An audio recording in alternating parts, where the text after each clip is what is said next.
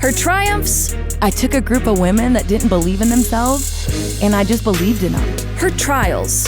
I never wanted to go to practice. I was losing a ton of weight. Her story? I just put my faith in God and just trusted the system. Her why?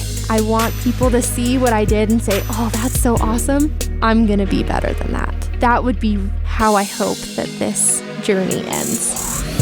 This is Her Why, where we tell the stories from BYU women's sports. Here is your host, Lauren McLean.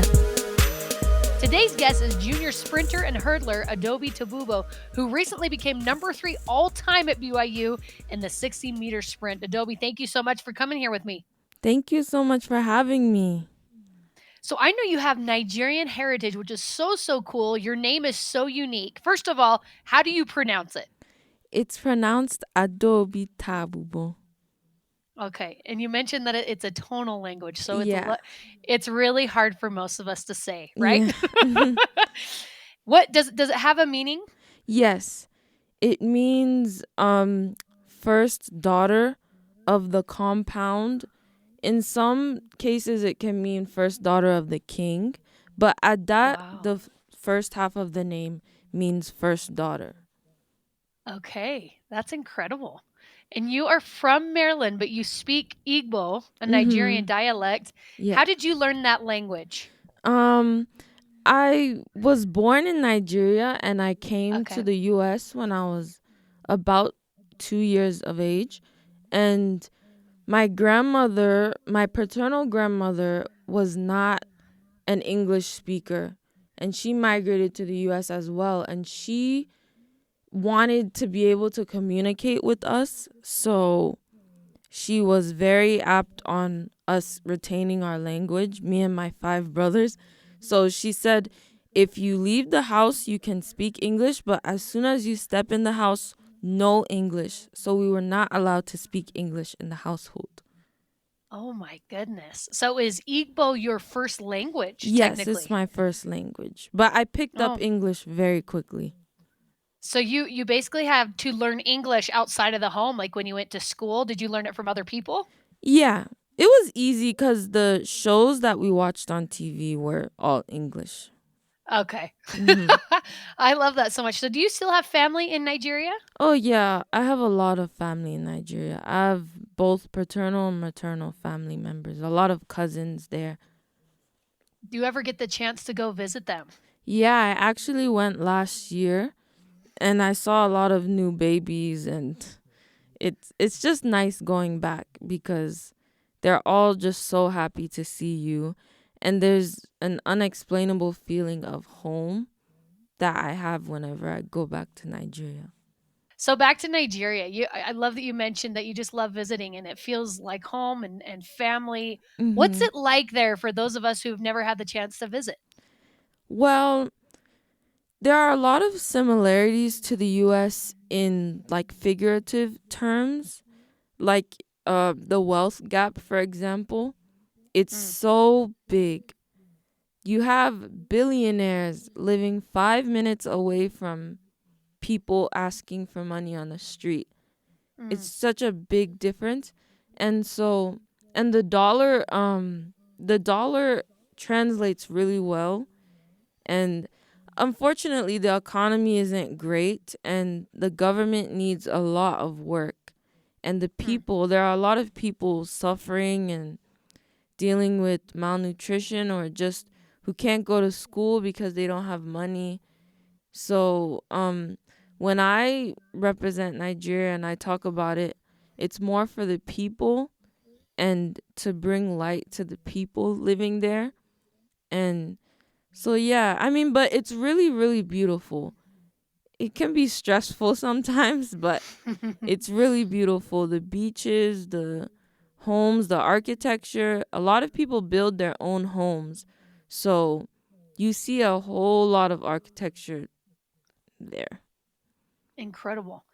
And I wanted to ask you because I know Nigeria means so much to you, and you mentioned some of the problems that you've seen there. Do you feel the need and maybe the drive to help out in some way?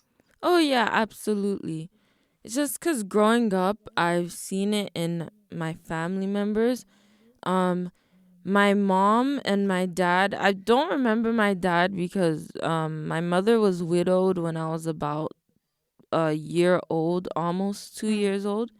And so he left 5 boys and then one girl, being me and my mother. And the 3 oldest are my half brothers, but I look at all of them as my full brothers. And um we all were we all were told to always help out. Do not leave family behind.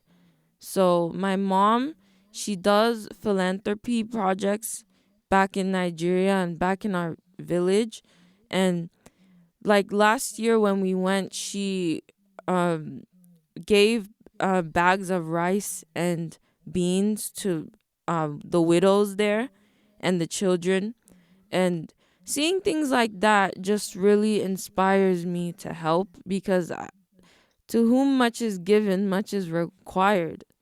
So I have to give. Like, it's my duty as a human being to give and to serve my neighbors. That's so powerful. And you didn't grow up there necessarily. You grew up in the United States, but you clearly have so much connection there. Did your mom and your grandma and others teach you? Do they strive to teach you about your heritage? Yes, I grew up in a very traditional household. So my grandmother, my paternal grandmother, she left the U.S. and went back to Nigeria because she was tired of the cold. And she was just tired of living in the U.S., so she went back home when I was about 8, or when I was about 9. And my mom's parents came. So they've been here for for all of my teenage years, and they're even still in Maryland now. So they have been teaching me a lot of things from childhood.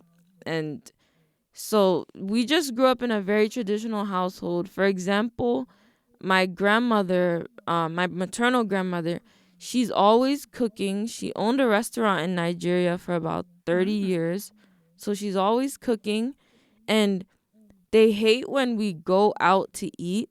So growing up, we really only ate out. Like, we really only ate American food. Going back to Igbo, because it's so fascinating. You posted an Instagram video of you counting 10 to 20 in Igbo. Is there anything you can say right now to us so we can just kind of hear what it sounds like? I could say I'm gonna go run today. Okay, let's hear that. Ngeje bosota. Wow. It sounds so much shorter than where I'm going to go run today. Yeah, that's why it's such a hard language. I think it's one of the hardest in Nigeria. Nigeria has like 200 to 500 languages, and then a whole lot of dialects. And Igbo is one of the 3 major languages, and it's classified as the hardest of the 3 major languages because you have all these short words, but you have multiple words that can mean the same thing, but the tone of your voice dictates the meaning of that word. Oh my goodness, that sounds extremely difficult. I think that is so cool that you've been able to learn that though and I'm and thankful. speak it. Yes, I bet. So you mentioned you have 5 brothers. What was that like growing up as the only girl in a household of boys? It was a lot. It was a lot. My brothers, I think they knew how hard it was at times, because I think sometimes they forgot I was a girl and they would treat me like a boy. And I was a bit of a tomboy when I was really young. So I did not like dresses. I did not like skirts. I only wanted to wear sneakers and shorts and trousers. So I wanted to be with the boys because it was just comfortable for me. And we would play a lot of games. We'd play like fighting games, wrestling games, and a lot of the times when it became too much for me, I'd go behind the couch and hide, because sometimes they really did not have mercy. But at the same time, I was treated like a princess. Like when I was upset, my older brothers, they would really like tend to me and make sure I was okay. My younger brother, he did not care. So you kind of had the best of both worlds. You got to kind of be the tomboy and wrestle on with your brothers, but then you were also treated like a princess, you said. Who was it that treated you like a princess? Because obviously it wasn't your brothers, right? They were, the older brothers treated me like a princess. Okay. Yeah, because they were so much older than me. So I was like the little baby girl. I was like the soft one out of everyone. Were they very protective of you? Yeah, very protective. So your grandmother went back, but why did your family specifically decide to stay in the United States? Well, because the work isn't done. My mom, my dad, he was the first to migrate to the U.S. and he brought my mom over and he brought all of us over. And so he brought us here for a reason, to accomplish big things, to get big here and to do big things here and to get a degree in the U.S., to get a good job in the U.S. so that we could help our family in Nigeria and help bring them up so that they could be in a better position. That's always been his goal, family. And so we're essentially investments. My mom, when she was widowed, she was only 25 and she had these 5 kids to take care of, 3 stepsons and 6 kids to take care of, 3 stepsons and 3 biological children. And she had to go into nursing so that she could make money to put food on the table. If it wasn't for her sacrifice and the sacrifices that my dad made before passing, then we wouldn't have been able to even eat. We wouldn't have been in a place to survive in the U.S. So because of their sacrifices, it's our obligation to be in the U.S. and to work as hard as we can to succeed. And our grandma, she was only here to help us do that so that our mom could work and so that she could take care of us while we were still young, so that she wouldn't have to worry about us at home.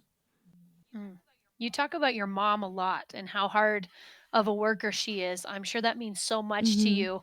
What has her example meant to you in your life and into shaping you into how you are right now? She's been my number one role model besides Jesus Christ, but she's been my number one role model throughout my life.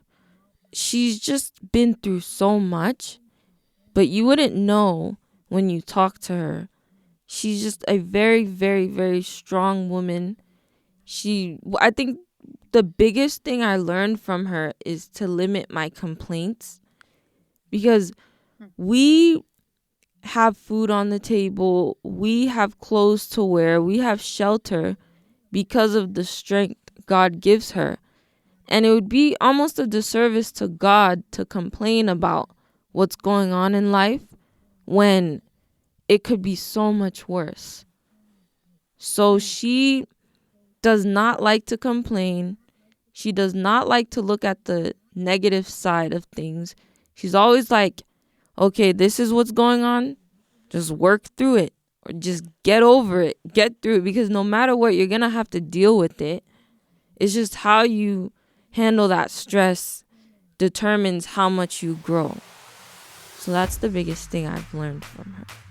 Okay, we're going to take a quick break, but when we come back, we're going to have more from Cougar track star Adaobi Tabugbo.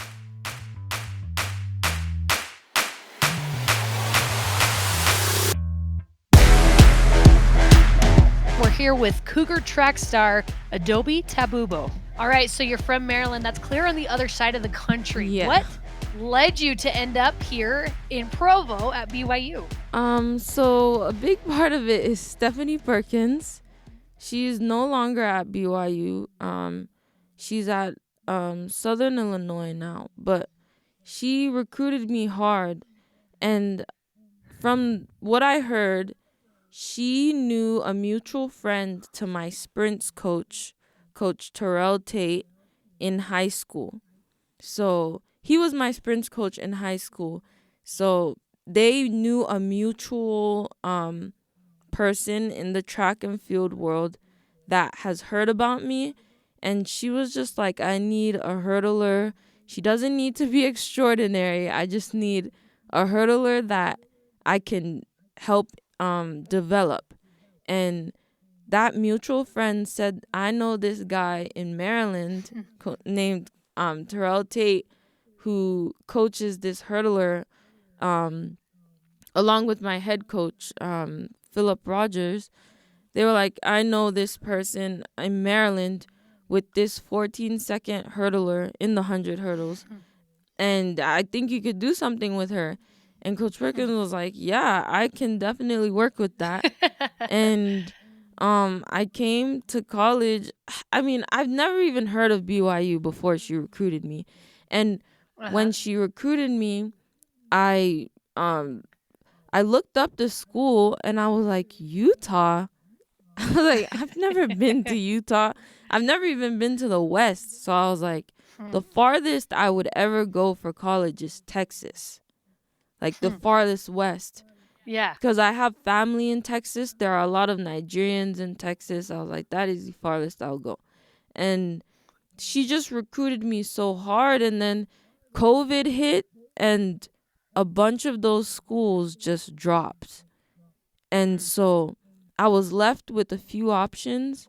And a lot of the money for schools just disappeared. So I had to make a decision, and that was the best decision I could have made.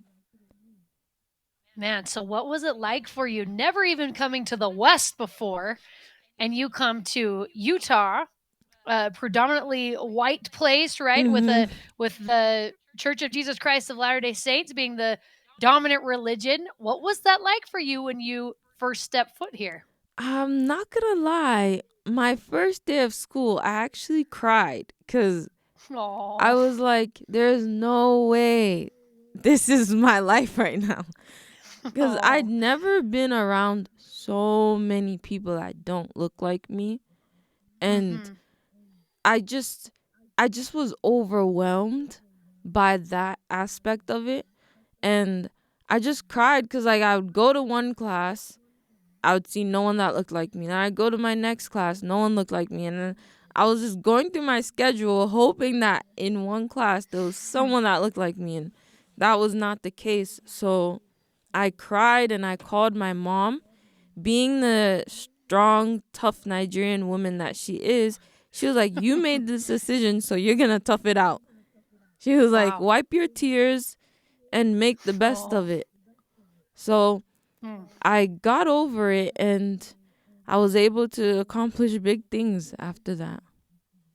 I can't imagine how extremely difficult that had to be for you, but you said you got over it, and that couldn't have been something that happened overnight. How were you able to start adjusting? Was there someone in your life that helped you or something specifically? Yes. Well, God is the biggest thing that helped me, because I just knew that I had put so much faith in this decision. I prayed, I fasted for God to show me where to go. And BYU in the very end just made sense. So when I actually got here, I just had to put my faith in God. I was like, you brought me here for a reason. I even had a dream having to do with my track career and how it would go. I knew that I wouldn't just come here and be forgotten and just do terrible. Like, I knew I was gonna come here and do big things. So I just put my faith in God and just trusted the system. And my Coach Perkins, was a big reason on why I was able to get over it, I guess, because she's a Black woman as well, and she's not LDS. She's like closer to the Christianity that I follow. So we could just relate on a lot of things. And then a lot of the other black girls on the team, even though there wasn't a lot of us, some of them were like in the same situation as I was. Like they're from far away and they are just adjusting to things. So it made it easier. Now that you've been at BYU for about 3 years, what have you come to love most about BYU? What I love most, I think it's how nice people are. It took me a lot of time to adjust to it because the East Coast, they're very people say anything and you just have to deal with it. Like anyone, like we're known to be like pretty rude on the East Coast. New York probably being the worst. And so coming to a place that was so nice, I kind of had to side eye people because I was like, I don't know if this is real or if it's fake. Yeah. That is really funny. No, I've heard that before, and it is definitely true that the East Coast, they're a little more brash. They just kind of say it how it is, right? Yeah, and you just have to get over it and deal with it. All right, let's talk track now. You're listed as a hurdler on your bio, but you do sprints as well. Do you prefer one of those events a little more over the other? I prefer hurdles, but Okay. I've always been one of those hurdlers that took sprints seriously. I was like, Okay. if I can't beat you in these hurdles, I'm at least gonna beat you without hurdles. Because I feel like a lot of hurdlers, not a lot, but I mean, as you get to the higher level, like pro level or just like in the NCAA, you're one of the top people, or like you're at least ranked, you start to understand sprints is so important. But I've always believed that sprints was important. I started out as a sprinter, and then I just got into hurdling because I was coordinated. Yeah. So what? Yeah. I was just going to ask, what made you fall in love originally with hurdling? There was a girl on my high school team who was the best hurdler, on the team and in the county and one of the better ones in the state, I guess. And so I just loved how it looked. Like I just thought it just looked majestic. So I was like, I want to try that. So I did my indoor freshman year, because I started running track freshman year of high school. So I did indoor just as a sprinter, but then outdoor I started hurdling, and then I make it to states and I get like, I think I got fourth in this. I think I got like fifth or fourth in the state. And I think it was just because it just looked so nice. I just thought they were so cool. It's so true. I never really thought about it until you mentioned it, but it's kind of a beautiful event. It really is. You mentioned that you began running track in 9th grade. You were obviously good at it. Is that why you started to really enjoy it? Were you like, oh, this is something I'm really good at? Yeah, I was itching like my whole life to be part of a sport, and my mom, because she was the only one, she was like the main breadwinner. She was taking care of everything, because she was widowed and she just had a lot of responsibilities. She wasn't able to take us to extracurricular sports. Number one, for money and for time. She just wasn't able to, which is understandable. So me and my brothers, we didn't start extracurricular sports till high school. I did Girls on the Run in middle school for a little bit, and I actually thought I was going to be a distance runner, but really? Yeah, but it wasn't for long. It was only for like a couple of months. And even finding a way home was like a little difficult. But yeah, 9th grade, I just enjoyed it because I've always thought I was fast. Whenever I went to cookouts, I would always race the boys. And like I was always having my brothers back me up, telling the boys, oh yeah, she's fast. And so then I got to high school, and the seniors and juniors on my high school team at Reservoir High School wanted to see just like all the freshmen just race each other. And I got first by a long shot, and they're like, oh yeah, she's gonna be fast. And you're like, that's right. Mhm. Don't you forget it. I was just glad I could compare, because sometimes you race people and you're better than a lot of people you race, but then you get to actual people who do it and you don't do well. But I'm glad I did well. Well, you're clearly a natural runner. In high school, you were 3 state champion, including a lot of other amazing accolades. So you mentioned obviously COVID affected your recruiting process. Heavily. A lot of schools kind of dropped out. But what was the recruiting process like out of high school for you? I wasn't heavily recruited. A lot of smaller schools were looking at me, smaller D1 schools, but I wasn't heavily recruited by like, big D1 schools at all. Like, I think I was in my indoor event in the 55 hurdles. I was ranked like number 25 in the country. So there were a lot of other girls ahead of me that were better. And so they were getting top schools. And they had already committed like way before me. And when COVID hit, it just completely decreased my market, because I was planning on doing big things that outdoor, but anything can happen. And God's plan, God is mysterious. So the way he makes things work, we may never understand, but that's how it went. It just I wasn't heavily recruited. Some schools, like I really wanted to go to University of Maryland, but that did not work out. That just didn't work out. And so BYU was my best option. Well, their loss and BYU's gain. We are so glad that you're here. You're so incredible. You recently notched a personal best in the 60-meter hurdles, clocking in 8.3 seconds. And this made you the 5th fastest in BYU history for 60-meter hurdles, which is incredible. And you logged the fastest time for a Nigerian woman ever this season. What has that felt like for you to be able to accomplish that? It's so nice, 'cause it just feels like a dream come true.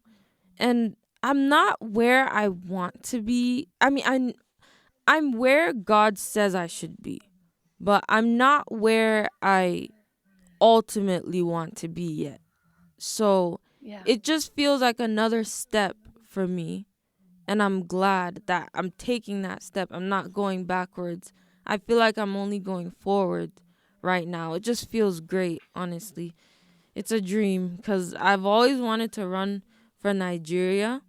And World Championships is this summer, and God willing, I can qualify for that. Well, a couple meets ago, you raced against nationally ranked and well-known Avery McMullen, and you beat her. Did that carry any weight with you while you were racing, or was it just another day at work? It was definitely another day at work, but I looked up the heat sheets and where I stood going into finals and going into the prelims as well. And I saw that she was the only one in front of me. And I was like, okay, I can do that. And it's not like her time. I really think about these things, because her time, I believe, was 8:28, around that. And my PR before Air Force was 8:39. So I was like I really could beat her with enough competition. I can really go. I'm a competitor. I love competing. So if just knowing that she was right there, I just knew like I can be there with her. You took first in the 2022 MPSF Indoor Championships in the 60 meter and 60 meter hurdles. You were named the female athlete of the meet. You mentioned that you feel like you still have more work to do, even after accomplishing those incredible things. Where do you go from here? How do you get even better? My goal indoor is to make indoor nationals. Okay. I've just never been content. I've been grateful for everything God has given me, but I know that I always have more to give. So I've never been content with where I was. I never think I'm good enough. I never think I'm too good to keep working. So I will always keep working because I know that I will always have more to give. Absolutely. We're only a couple meets into the early season. What are some of your goals or the milestones that you want to hit and check off at the end of spring? At the end of spring, it's quite a few. You're like, where do I start? Yeah. I hope to right now I'm ranked in the top 50 in the hurdles after this past weekend. So I just hope to get higher on the rankings, and hopefully by God's grace, maybe a miracle, make indoor nationals. It's very possible. It's just there's a lot of competition. So that's my indoor goal. And obviously I want to win the MPSF in both the 60 and the 60 hurdles again. And I hope to make it to regionals again. This is going to be my third time, hopefully, making regionals. And then this time I want to make outdoor nationals and become a second team All-American, hopefully. At least second team. You've got it all figured out, and we're all rooting for you. My last question for you is, I love that you mentioned you want to run for the Nigerian team. What would that mean to you if you were able to represent the country of your heritage like that? It means a whole lot. Despite all the problems that Nigerian people face within Nigeria, I just want to be a good representative for the people. They don't like the government, and I just want to shed light for the people. Shed light on the representation that they need in this world. And I obviously want to it's just a good look. Like, I just have always wanted to run for Nigeria. Like, it's been my goal. Absolutely. And that's such a beautiful thing and a beautiful sentiment. And you're just an incredible person. We're talking to sprinter and hurdler Adaobi Tabugbo. Thank you so much for taking the time and for coming on the show with me today. Thank you so much for having me. You can download and listen to all episodes of Her Why on the BYU Radio app or wherever you find podcasts. Her Why is a production of BYU Radio.